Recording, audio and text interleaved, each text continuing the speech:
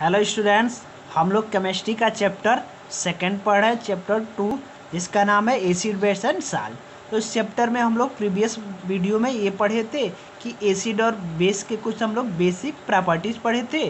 उसके बाद से एसिड और बेस से रिलेटेड कुछ हम लोग कॉन्सेप्ट पढ़े थे, जिसमें आर्हेनियस कॉन्सेप्ट, ब्रांसेड-लोरी कॉन्सेप्ट और लुईस कॉन्सेप्ट हम लोग पढ़े थे। अब इस वीडियो में हम लोग इंडिकेटर्स के बारे में पढ़ेंगे कि इंडिकेटर्स क्या होते हैं। तो देखो, इंडिकेटर के द्वारा ना या इंडिकेटर का यूज करके हम ये पता करते हैं कि कौन सा सॉल्यूशन एसिडिक सॉल्यूशन है और कौन सा सॉल्यूशन बेसिक सॉल्यूशन है। इट मीन्स कि इंडिकेटर वे सब्सटेंस होते हैं जो दूसरे सब्सटेंस के बारे में ये बताते हैं कि वो सब्सटेंस एसिड है या फिर बेस है। ठीक है, जैसे देखो, मान लो हमने ऐसे 2 बीकर ले लिया। ठीक है, ये मान लो एक बीकर ये हो गया और एक दूसरा बीकर हो गया। ठीक है, ऐसे हमने 2 बीकर ले लिया। ठीक है, ये मान लो ये बीकर ए है और ये बीकर बी है। इसमें कुछ हमने सॉल्यूशन लिया फर्स्ट बीकर में और सेकेंड बीकर में भी हमने कुछ सॉल्यूशन लिया। ठीक है, अब हमको पता करना है कि इसमें किस बीकर में एसिडिक सॉल्यूशन है और किस बीकर में बेसिक सॉल्यूशन है। तो हम ऐसे देख के तो बता नहीं पाएंगे कि ये एसिडिक है और ये बेसिक सॉल्यूशन है या फिर ये एसिडिक का और ये बेसिक सॉल्यूशन है। तो ये पता करने के लिए हम इंडिकेटर्स का यूज करते हैं। इंडिकेटर्स का यूज करके हम लोग ये पता करते हैं कि कौन सा सॉल्यूशन एसिडिक है और कौन सा बेसिक है। इससे देखो, एक इंडिकेटर होता है लिटमस पेपर। लिटमस पेपर, ठीक है, ये लिटमस पेपर जो होता है ना, ये 2 कलर में आता है। एक होता है रेड कलर का, यानी red litmus paper, red litmus paper, और एक होता है ब्लू लिटमस पेपर। ठीक है, ये लिटमस पेपर जो है 2 कलर के होते हैं, एक होता है रेड लिटमस पेपर, एक blue litmus paper.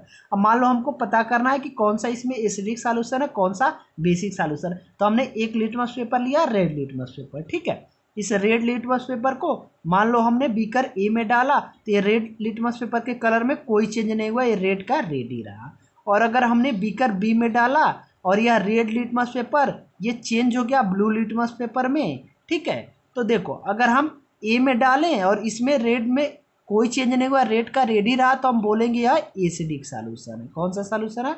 Acidic solution है। और इस रेड लिटमस पेपर को अगर हम इस बी में डालें, बीकर बी में, यानी इस सॉल्यूशन में डालें और इस सॉल्यूशन में ये रेड लिटमस पेपर ब्लू में चेंज हो गया, तो हम बोलेंगे ये कौन सा सॉल्यूशन है? या बेसिक सॉल्यूशन है। क्यों?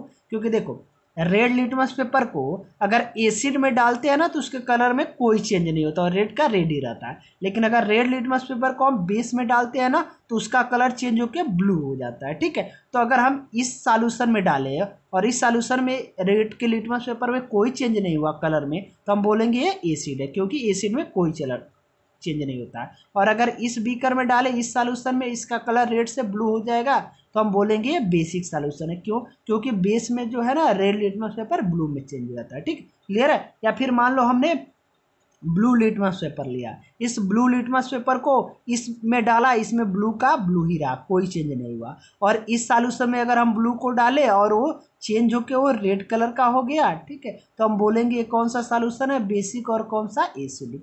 क्यों? क्योंकि देखो, ब्लू लिटमस पेपर होता है ना, तो अगर ब्लू लिटमस पेपर है उसको अगर हम बेस में डालते हैं ना तो उसका कलर में कोई चेंज नहीं होता, ब्लू का ब्लू ही रहता है। और अगर ब्लू लिटमस पेपर को अगर एसिड में डालते हैं तो उसका कलर ब्लू से चेंज होकर रेड कलर हो जाता है। ठीक है, क्लियर है? तो इस तरह हम लोग इंडिकेटर का यूज करके हम लोग ये पता करते हैं कौन सा सॉल्यूशन एसिडिक है और कौन सा बेसिक है। ठीक है, फिर या एक और हम इंडिकेटर की बात करें, जैसे टर्मरिक, ये सबके घर में होता है, टर्मरिक यानी हल्दी। ठीक है, ये भी एक इंडिकेटर है, इसका भी हम यूज कर सकते हैं एसिड और बेस के सॉल्यूशन में पता करने के लिए। ठीक है, जैसे मान लो ये कोई, ठीक है, ऐसे कोई 2 सॉल्यूशन है।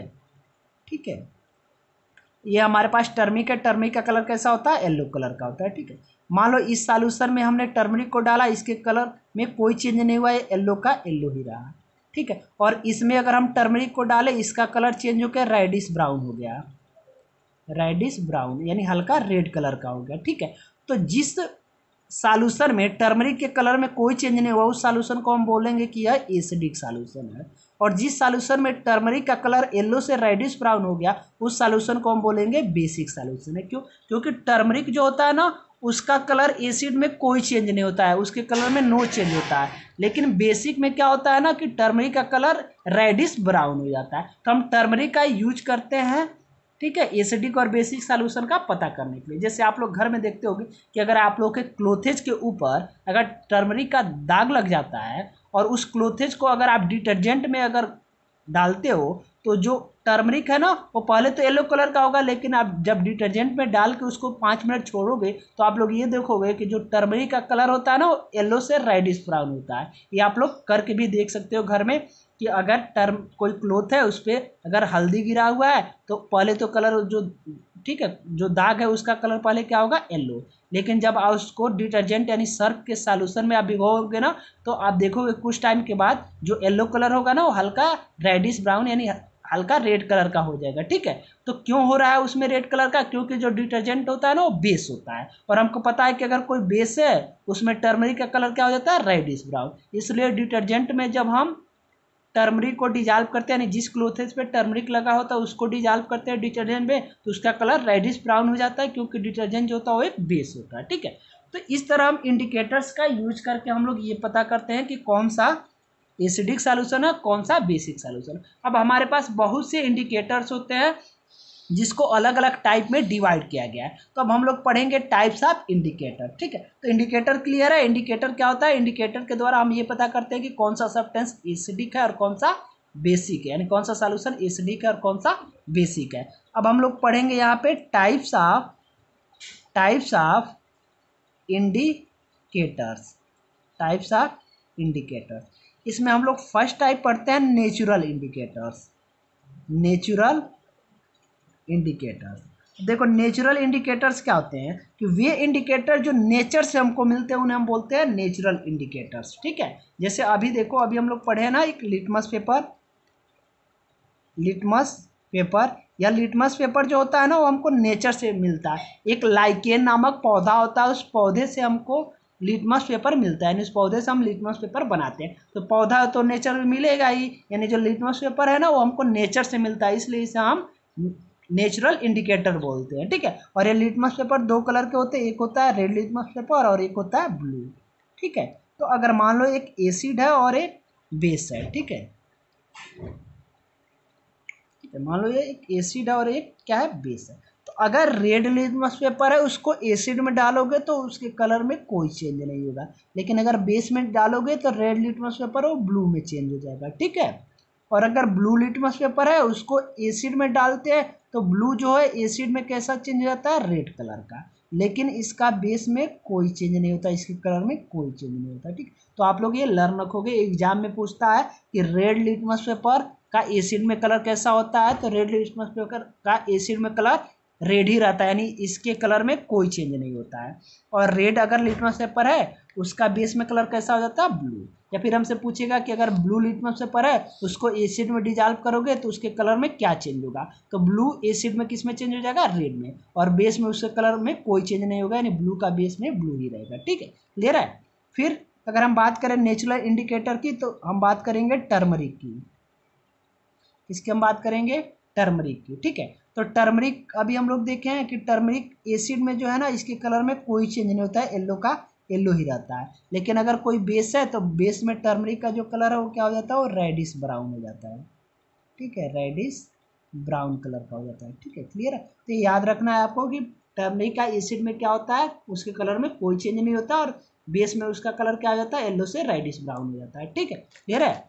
तो फिर ये फर्स्ट टाइप का इंडिकेटर हुआ। फिर हम लोग सेकेंड टाइप का इंडिकेटर पढ़ेंगे, सिंथेटिक इंडिकेटर। सिंथेटिक इंडिकेटर्स, देखो सिंथेटिक इंडिकेटर्स क्या होते हैं कि वे इंडिकेटर जो लैब में बनते हैं, यानी जो मैन मेड होते हैं, जो हम लोग बनाते हैं, ऐसे इंडिकेटर जो लैब में बनते हैं उन्हें हम क्या बोलते हैं, सिंथेटिक इंडिकेटर। देखो जो नेचर में मिलेंगे उन्हें हम नेचुरल इंडिकेटर बोलेंगे, लेकिन जो हम लोग बनाते हैं लैब में उसे हम बोलते हैं सिंथेटिक इंडिकेटर्स। ठीक है, जैसे सिंथेटिक इंडिकेटर का हम एग्जाम्पल पढ़े तो हम पढ़ते हैं मिथाइल ऑरेंज।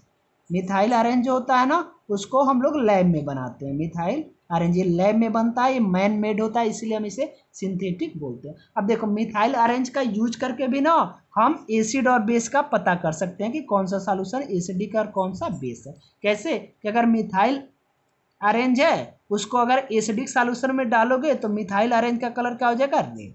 अगर मिथाइल ऑरेंज है तो किस कलर का होगा, ऑरेंज कलर का। लेकिन जैसे उसको एसिड में डालेंगे ऑरेंज कलर से किस में चेंज हो जाएगा, रेड कलर में। ठीक है, तो हमको पता चल जाएगा कि वो एसिड है। अगर मिथाइल ऑरेंज है उसको किसी सॉल्यूशन में डाले, उस सॉल्यूशन का कलर रेड हो गया तो हम क्या बोलेंगे कि वो कौन सा सॉल्यूशन है, एसिडिक सॉल्यूशन। या फिर अगर किसी सॉल्यूशन में हम मिथाइल ऑरेंज को डाले और उसका कलर जो है अगर येलो कलर का हो गया तो हम बोलेंगे वो कौन सा सॉल्यूशन है, वो बेसिक सॉल्यूशन है। ठीक है, क्लियर है। तो आपको याद रखना है कि मिथाइल ऑरेंज का कलर जो है एसिडिक सॉल्यूशन में कैसा होता है, रेड, और बेसिक सॉल्यूशन में कैसा होता है, येलो। ठीक है, फिर अगर बात करें तो एक और हम लोग पढ़ते हैं सिंथेटिक इंडिकेटर जो लैब में बनता होता है फिनेप्थलीन।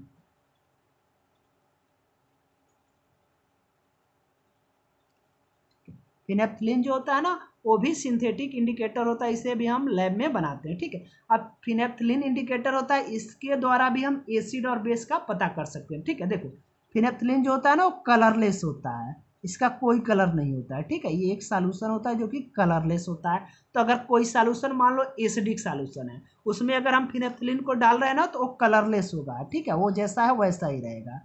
ठीक है, यानी अगर कोई एसिडिक सॉल्यूशन है उसमें हम फिनेप्थलीन को डाल रहे हैं तो क्या होगा, कलरलेस, यानी जैसा है वैसा ही रहेगा। लेकिन अगर कोई बेसिक सॉल्यूशन है उसमें अगर हम फिनेप्थलीन को डालें तो फिनेप्थलीन किस कलर का हो जाएगा, पिंक कलर का। तो ऐसे हम पता कर लेंगे कि कौन सा एसिडिक है कौन सा बेसिक है। यानी अगर कोई सॉल्यूशन है उसमें अगर हम फिनेप्थलीन को डालते हैं वो सॉल्यूशन कलरलेस ही रहता है तो हम बोलेंगे वो एसिडिक सॉल्यूशन है।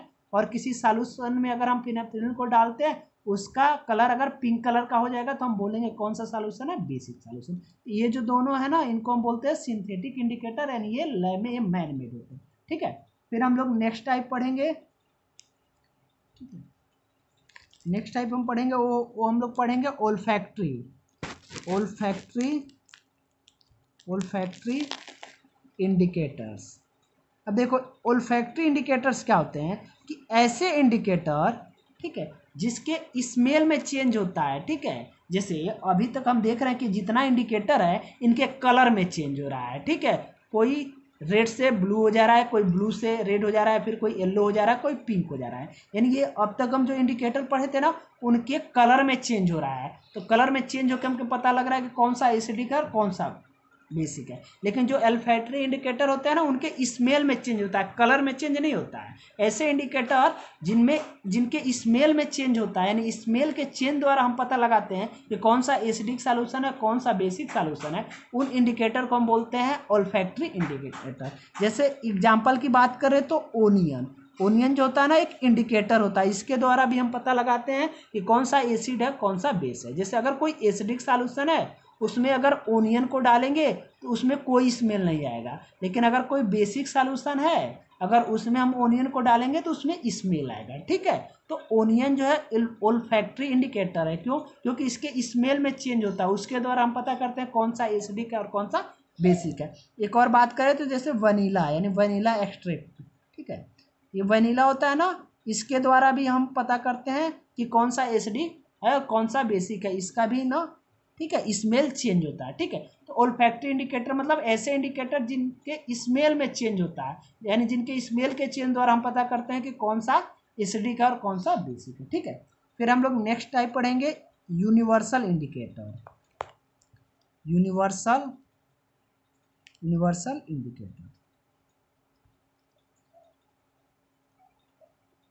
देखो यूनिवर्सल इंडिकेटर क्या होता है, इन कई सारे इंडिकेटर को मिला के यूनिवर्सल इंडिकेटर बनता है। ठीक है, यूनिवर्सल इंडिकेटर क्यों बनता है, देखो अब तक हम लोग जितने इंडिकेटर पढ़े उससे हम लोग ये पता कर रहे थे कि कौन सा सॉल्यूशन एसिडिक है और कौन सा बेसिक है। लेकिन अगर मान लो कोई दो सॉल्यूशन है, जैसे मान लो एक सॉल्यूशन ये है और एक सॉल्यूशन ये है, मान लो ये सॉल्यूशन ए है और ये बी है, हमको पता है कि दोनों एसिडिक सॉल्यूशन है, ये भी एसिडिक है और ये भी एसिडिक है। लेकिन अगर हमको ये पता करना हो कि कौन सा इसमें ज़्यादा स्ट्रांग एसिडिक है, यानी सॉल्यूशन ए और सॉल्यूशन बी में कौन ज़्यादा एसिडिक सॉल्यूशन है, तो अब हम लोग इस इंडिकेटर्स का यूज करके नहीं पता कर पाते हैं। ठीक है, तो स्ट्रेंथ को पता करने के लिए, ठीक है, सॉल्यूशन के स्ट्रेंथ को पता करने के लिए हम लोग यूनिवर्सल इंडिकेटर का यूज करते हैं। ऐसे इंडिकेटर जिसके द्वारा हम एसिडिक या बेसिक सॉल्यूशन की स्ट्रेंथ मतलब हम लोग ये पता करते हैं कि कौन ज़्यादा एसिडिक है कौन ज़्यादा बेसिक, या फिर कौन कम एसिडिक है और कौन कम बेसिक है। ठीक है, तो ऐसे इंडिकेटर को हम बोलते हैं यूनिवर्सल इंडिकेटर, यानी जिनके द्वारा हम एसिड या बेस के स्ट्रेंथ को पता लगाते हैं। ठीक है, क्लियर है। तो जैसे मान लो ए है बी है, हमको ये पता करना हो इसमें कौन ज़्यादा एसिडिक है कौन कम एसिडिक है। ठीक है, तो इन सब का यूज करके हम लोग नहीं पता कर पाएंगे, क्योंकि इनके द्वारा केवल हम ये नेचुरल इंडिकेटर हुआ या फिर सिंथेटिक या फिर ओल्फैक्टरी, इसके द्वारा हम लोग केवल ये पता कर पाएंगे कि कौन सा एसिड है और कौन सा बेस है, कौन ज़्यादा एसिडिक है कौन कम एसिडिक है, ये हम लोग नहीं पता कर पाएंगे। तो उसके लिए हम लोग यूनिवर्सल इंडिकेटर का यूज करते हैं। जैसे एक यूनिवर्सल इंडिकेटर होता है पीएच स्केल, पीएच स्केल या एक यूनिवर्सल इंडिकेटर होता है। ठीक है, इसमें क्या होता है कि ऐसे 0 से लेके 14 तक नंबर होते हैं, बीच में 7 होता है, फिर इधर 6 5 4 3 2 1 और इधर 8 9 10 11 12 13 ऐसे होता है। ठीक है, अब इसके द्वारा हम लोग पता करते हैं कि कौन एसिडिक ज़्यादा है और कौन कम एसिडिक है। ठीक, जैसे मान लो कोई एसिडिक सॉल्यूशन है उसका पीएच वैल्यू आया 6 और कोई दूसरा एसिडिक सॉल्यूशन है उसका पीएच वैल्यू आया 5, तो जिसका पीएच वैल्यू जितना कम होता है ना हम बोलते हैं उतना ज़्यादा एसिडिक है। ठीक है, जैसे मान लो एक सॉल्यूशन है एक सॉल्यूशन ए है, इसका पीएच वैल्यू मान लो आया 6 और कोई दूसरा सॉल्यूशन बी है, इसका पीएच वैल्यू आया मान लो 5। ठीक है, तो जिसका पीएच वैल्यू जितना कम होता है हम बोलते हैं वो उतना ज़्यादा एसिडिक है, यानी यह मोर एसिडिक होगा, ये मोर एसिडिक होगा और यह लेस एसिडिक होगा। ये क्या होगा, लेस एसिडिक होगा। क्लियर है। तो हमसे एग्जाम में ये भी क्वेश्चन पूछता है कि जैसे हमसे बोल देगा कि मान लो एक सॉल्यूशन ए है दूसरा सॉल्यूशन बी है, ए सॉल्यूशन है इसका जो पीएच वैल्यू है वो है 5 और जो बी सॉल्यूशन है इसका पीएच वैल्यू है 3, तो हमसे बोलेगा दोनों में से कौन ज़्यादा एसिडिक होगा और कौन कम एसिडिक होगा। तो ये जो 3 है ना, जिसका पीएच वैल्यू जितना कम होता है उतना ज़्यादा एसिडिक होता है, तो ये पी जो है ना, ये जो सॉल्यूशन बी है ना ये मोर एसिडिक होगा, ये मोर एसिडिक होगा, और ये जो ए है ना जिसका पीएच वैल्यू 5 है ना वो लेस एसिडिक होगा। ठीक है, क्लियर है।